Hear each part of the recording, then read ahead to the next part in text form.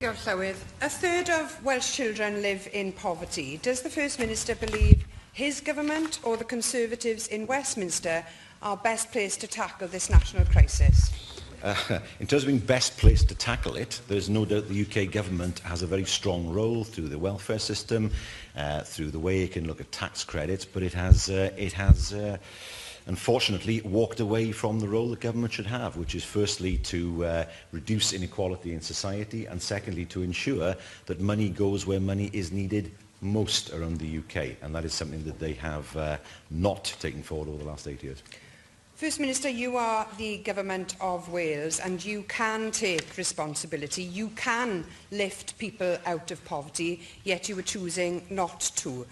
Your ministers claim that the devolution of welfare administration would undermine the social union of the UK. Now, putting aside the fact that every other government in the UK has power to administer welfare, does he think this reckless undermining of the social union has driven calls for the devolution of welfare from the Institute of Public Policy Research, Shelter Cymru, the Assembly's Cross-Party Equalities Committee, the Bevan Foundation, the Trussell Trust, the Scottish Labour Party, the Scottish Liberal Democrat Party, the UK Labour Party, the Labour Mayor of Manchester, and there are many more.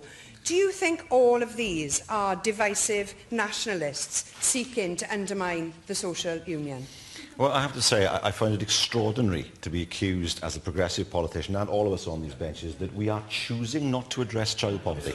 That is a profoundly unfair allegation to make, but that's the allegation that she has made. I have to say, the suggestion that this is entirely within the hands of Welsh Government is simply fallacious. We know the UK Government has substantial levers in terms of welfare, in terms of the benefit system, in terms of employment law, in terms of the setting of the real living wage. Yes, we can do it in terms of the reach that we have to the public sector and to the third sector to an extent, but not to the private sector. What she is doing is absolving the UK Government of its responsibility, and that's where responsibility must lie. Now, it's one thing to say, let's administer benefits, but there are two problems with that. First of all, the Scots are spending money on bureaucracy.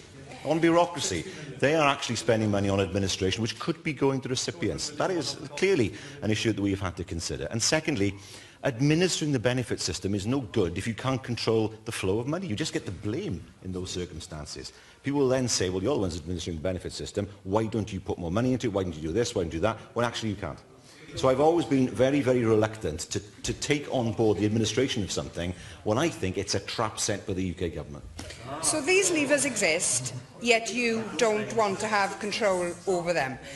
You talk of strategies and you bemoan the Tories' welfare policies, while your only real action is to cut the benefits under the responsibility of your own government. School uniform grant, cut. Independent living grant, cut. The education improvement grant, cut. Communities first, cut.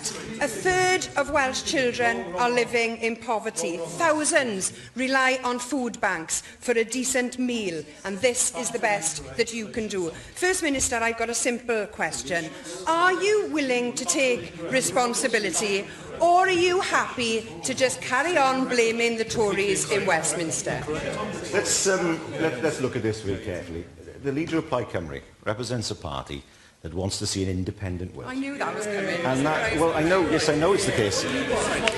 And the reality is that we are recipients of transfers of money through the benefit system because of our membership of the UK.